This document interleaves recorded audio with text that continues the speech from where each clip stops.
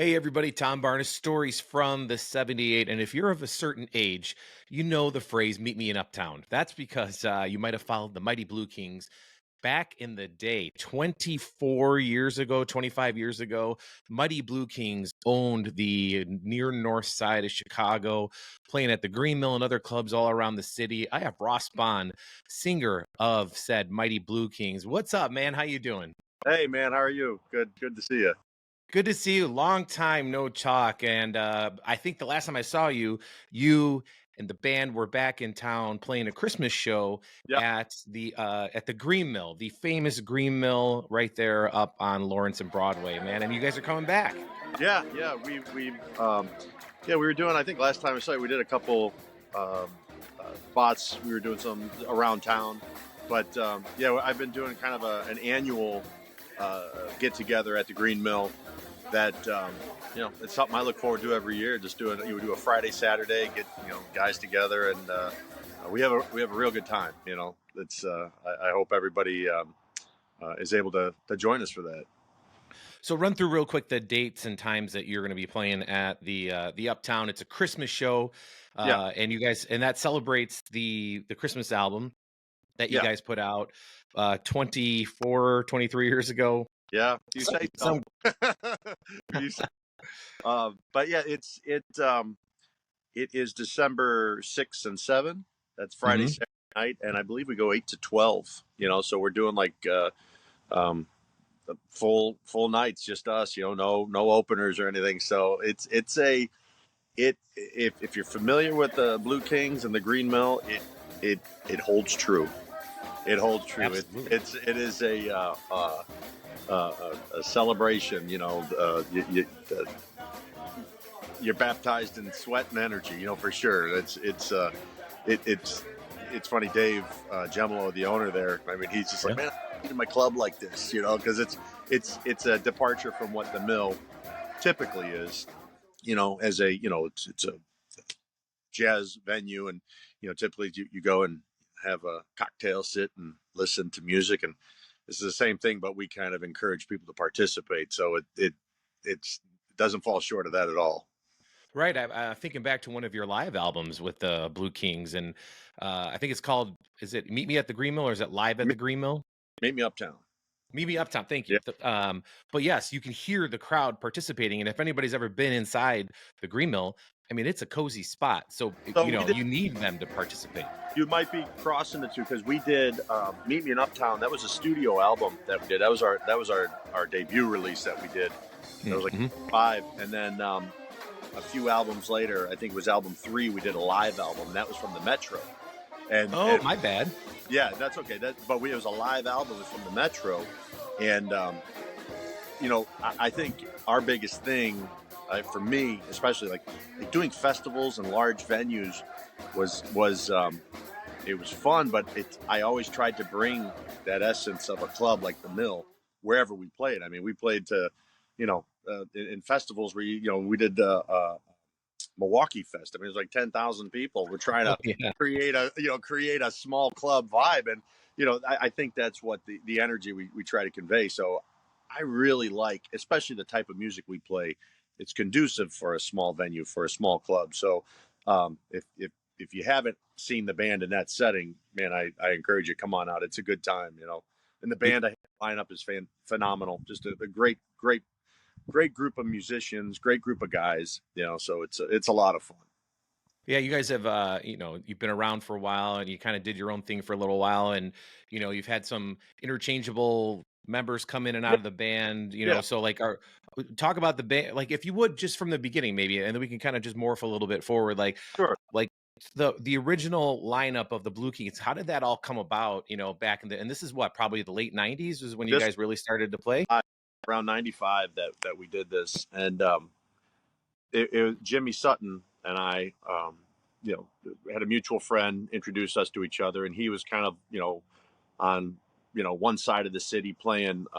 He was into rockabilly, and I was on the other side of the city, and I was doing more Chicago blues, as a Hmm. harmonica player, and we sort of brought our worlds together and got into the jump rhythm and blues, and it was just a great timing, in that it was something people were ready for. So, I mean, we did our Yeah, they were. first show at the Mill, and then we did a CD release at the Aragon Ballroom, which was, I mean, it was insane. It was insane. We had to sell like 800 tickets, and I think we sold like 2,000 or something, like Ah, as a man. CD did. Yeah, it was insane. I mean, to do the Aragon, I mean, that was just an awesome endeavor to do. But I think people were wanting and ready to hear something. Obviously because we did quite well with our first album, and second, all our albums we did well with. But just moving forward, yeah, there's some evolution of players who have come into the band and gone on to do other things. I know Jimmy's gone on to production and plays with a variety of different people um, but I've since the lineup now. It's Ernie Adams on drums, Matt Thompson on bass, um, Scott Tipping on guitar, Jerry DeVivo, who was on Jerry DeVivo was on sax with us, and then he went Uh-huh. to for us, and now he's playing sax again with us. I mean, just these are, Full are circle. top notch musicians. I mean, these guys are just you know, stand up guys, great musicians, just ringers, and we get together and we play. And, I live out in South Carolina. I have a family, and, I play from time to time out here. But Blue Kings, we get together periodically. And, one of the things, we kind of invented our stay at the Mill by doing a private event there some years ago. And I remember Dave Gemolo was there, and we're playing. He's like, "You guys sound like you just came off the road." He's like, "When did you practice?" I'm like, "Well, we had sound check. We did that." He's like, "Man, you got," and he was just like, he's like, "I know you're good, but like this band is amazing." And thanks so much. He's like, "We should do a regular thing," and that's kind of how we've gotten into an annual um, uh, uh, doing a Green Mill. Normally we do a September, but as it goes, the guys who I work with, great musicians, and they're in high demand. So sometimes we can't get everybody. Like there's always some hiccup there. So to get 8 guys on the same schedule, who are all very busy, it's really difficult. And when we can do it, it's I mean it's magical. So it's like we normally do September, but we just had scheduling issues. I'm just like, I'm not going to do it. It's like, Right. let's try another date, try another date. So I'm like, why don't we move into Christmas? Because we haven't done a Christmas show, in a couple years. And so we're kind of bringing back out the Christmas album and just, uh, um, hitting the audience with that stuff. And everyone's thrilled about it. It's like, I guess out of all my albums, I think the Christmas album was probably like my favorite project, believe it or not. It's, recording Christmas songs in July. It took me by surprise. I didn't realize it was going to have, such an impact on me that I'd be singing, Jingle Bells, in July. So, Oh man, I gotta tell you though that I mean, all the albums are great, but I really love that album, especially at Christmas time. yeah. Like in our house, it's not Christmas time without hearing some of the songs off the Mighty Blue Kings Well, Christmas album. you know what? I truly, truly appreciate that sentiment. And I do hear that from people. And it means a lot. Like, I truly receive that and appreciate it because, um, you know, Bing Crosby's been, holding that mantle for a long time. So if we could Yep. help it, maybe over here or there, just for a second, You guys are that's, sandwiched in between Bing and all of them. yeah, Donny Hathaway, you that's right. guys, Bing That's Crosby. That's right. So we're yeah. I truly appreciate that. I really do. Back when you were talking about in the mid '90s era when you guys were getting together as a band, and first of all, having somebody like Dave tell you how good you sound is Yeah. something that you don't take lightly, just because that man has heard so many Oh, bands in his a- life, right? Like that's like gold.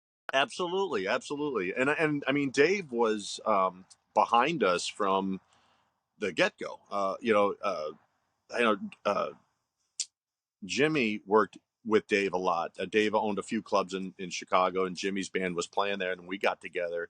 Remember, we played the Deja Vu, and he's like, "You guys need to do the Mill," and we did the Mill, and it was a blast, a great time.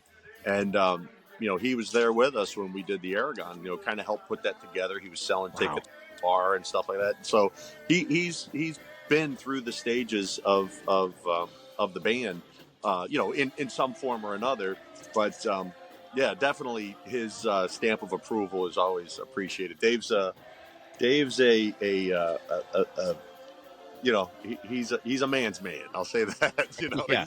You know, I've seen him, run that club at 3, 4 a.m. And he doesn't take slack from nobody. Well, that's how it's still there when you stay open that late in the city and in the Yeah, uptown neighborhood for that matter. But I got to say, we were talking about the times when the Kings were, coming up in the world and you got radio play and things like that. But I have to say, your band also introduced me to the Green Mill because I was 15 in 95. yeah, So you're hearing about this band out of Chicago and you hear it's on XRT and you're like, what? And then yeah, you hear a little bit more about this Green Mill place because the live album and the Aragon Ballroom. And I was a kid from the South side of the yeah. city, Right. Southwest side. So Where that's like Mars, where about? Palos Hills. Oh, okay. Yeah, I was actually 55th and Pulaski. We say Southwest side. That was where I was Oh, there. oh, I didn't know you're a South Sider. Yeah. Oh, yeah. Well, I spent a lot of summers at 51st in Austin. That's where my dad grew up, and my Yep. aunt still has a house there. So you can see Yeah. the Goodyear on the side of the tires of the planes flying into Midway Airport. That's Totally. how. We were yeah, 63rd and Central was my father had a house there. Yeah, you can see people in the windows. It's like, Yeah, that's yeah, legit real. That stuff happens. I know. Oh, wow. I didn't know that you were a Yeah, South Sider. That's a fun fact. But you guys, you hear this band, you see somebody walking in, and back in the day in high school, you wore your favorite band t-shirt. yeah. I know kids still do, but it was different back then, It, radio stations and everything else. But you'd totally. see this Mighty Blue King Chicago and be like, what is that? No internet back then, right? Yeah, So totally. you find out about this band, you hear it, and then you go to swing clubs because that's what was happening back then. Right. I went to Frankie's Blue Room in Yep. Naperville, Oh, the yep. Willowbrook Ballroom that used to be in Yep. Willow Springs, so and then they started playing your music and you're, what's going on? And then finally, you discover the Green Mill and Yep. you're just like, oh my gosh, this is incredible. And Yeah. to see in the Aragon and Uptown in Chicago, Yeah. in a different light. So Yeah. what was it like to be playing back then though, when that music was your music at that time, I feel like it was like on fire. You know what I mean? You Well, guys just could do no wrong back then. I tell you what, it wasn't like you know, playing the mill today. It's not like it's you know, it's just as good as it was then, man. I mean, it really is. And it's not that the band, the band is excellent. I am privileged to be working with these guys. I mean, it's like they are so out of my league, in the sense of like I am definitely, that I'm not worthy, but they bring something to the table that just allows me to do what it is I do, Mhm. and the biggest component of it is the fans, is the people who come and their participation, because that's what makes it a night. You know what I mean? That's what makes Mhm. the Green Mill what it is. I mean, at least when we do our shows, it's that interplay between the band and the audience. And I mean, last year I played there, and I got laryngitis, so I did the first night, had some issues with sound, and I blew my throat out. So I'm up there Ugh. just battling my way through it, and people started singing the song, and I mean, I'm holding the mic, and one guy takes a verse, and I go over here, and another woman, she takes a verse. Like, they know the music, they're invested into it, so it's like it was really it was an amazing like experience, and it's like it wasn't that the place was packed or there's so many people, because I mean there sometimes comes a point in a club where it's like it's a hip place to be, but Mhm. people aren't there for the right reason. You know what I mean? Yes. It's There's more loud talking over the actual music, which drives me Yeah, nuts. and that's fine and all, but I feel like the people that make it out to this, that come out to this, like, everybody has a story. Everybody tells me something about, oh, we used to see you and this and that.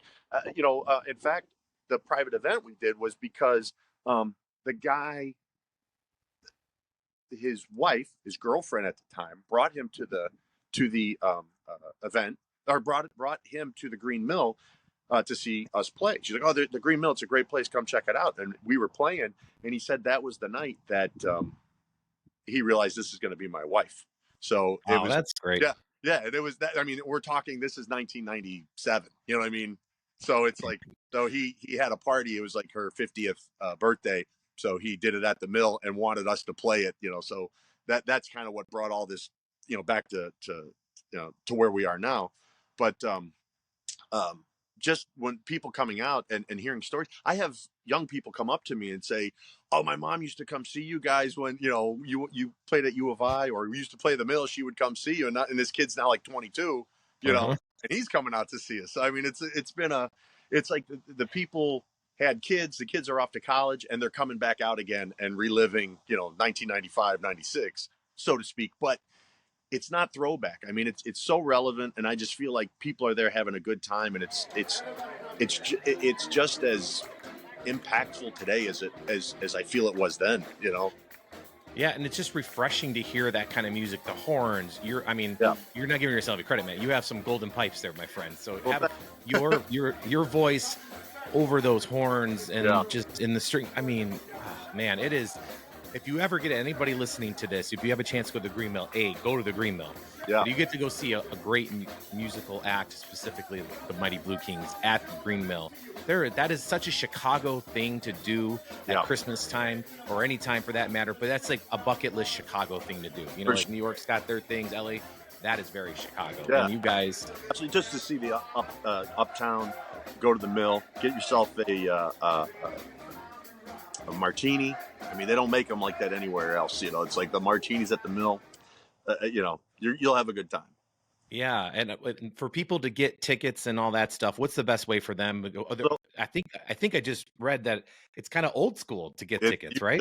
yeah, people are responding, through email or Facebook and wanting to know about tickets, and it's a get there, and unfortunately there might be a line, and that's how it used to be. I mean, I Damn can tell right, that's how it used we to be. we held a residency there for 2 years, and I remember like we would go there and like the day we would play, we would do Tuesdays there. We'd get there early, like at noon, kind of set up our stuff, and we'd run a rehearsal, for a couple hours, and then Jerry would he would drive in from the suburbs, so he would um, come back to my house, and just we'd kill time until the show. And I mean, it would be 20 below, and I'm like, man, it's gonna be one of those nights no one's gonna be there, and Mhm. it's like get there and people are lined up, like, are you kidding me? It's amazing, and we just have a ball, but um, really good about getting people in, so the room definitely um, circulates. But yeah, unfortunately, there are no ticket sales, so it's kind of a first come first serve type of thing. That's okay. That makes it all more of the fun, really. And when it's Yeah, it's just this is how it is. yeah, 20 below zero outside and you're sweating your ass off inside of the club watching a band. That's the Totally, best. I totally, love yeah, it. That is yeah, living in Chicago in the winter time, seeing one of your favorite bands. yeah. Real quick, one more time, Ross, the dates that you guys are playing. It is December 6th and 7th, 8 p.m. We hit. Um, and yeah, Friday, Saturday night, that first weekend in December. So hoping to see everybody out there, and do come up and say hi, and share a story if you get one. It's like that's probably one of my favorite things, is like people coming up and just like sharing um, a moment. And there's a lot of times where they'll be like, I'm like, I totally remember, like that kind of thing. So it's really cool. It's really cool just to kind of have that sort of fan base, and I just want people to know just how much we appreciate um, just the love, and through all the years doing this. But people coming out and sharing this with us. I tell the band this. I said, one of two things are going to happen. Either one, we'll have a night that's going to be kind of a sit and listen, where people come out, and because I don't heavily promote this stuff, I just kind of do it through um, Dave will put some stuff out, just his usual Green Mill thing. So Sure. I'm not a social media person really at all, honestly, but I do appreciate you taking time, to talk with us about it. But so it's either going to be a night where it's a sit and listen, and who's ever there is going to see musicianship and a performance that is like, you know, for you. You know what I mean? It's like almost like a private showing. You know, it's like you'll get a different essence. But if it's packed, it's just it becomes a whole nother animal. You know, so it's really that's what I mean. The audience is has so much influence on how the show goes.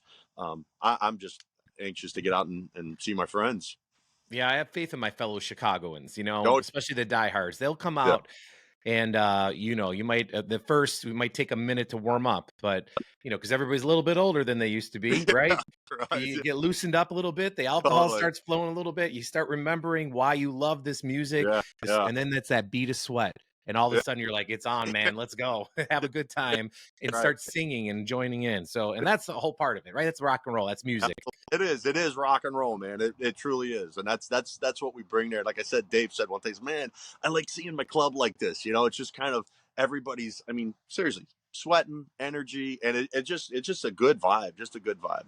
Yeah, and you stumble out of that place at the wee hours of the morning, you get Yeah, yourself a burrito or pancakes, whatever. that's right. There's a golden nugget somewhere within that, Yeah, place, so totally. oh, man, it's been great talking to you, man. I Thank- can't wait to see you guys here, in a couple of weeks. yeah. Well, thank you so much, and look forward to seeing everybody.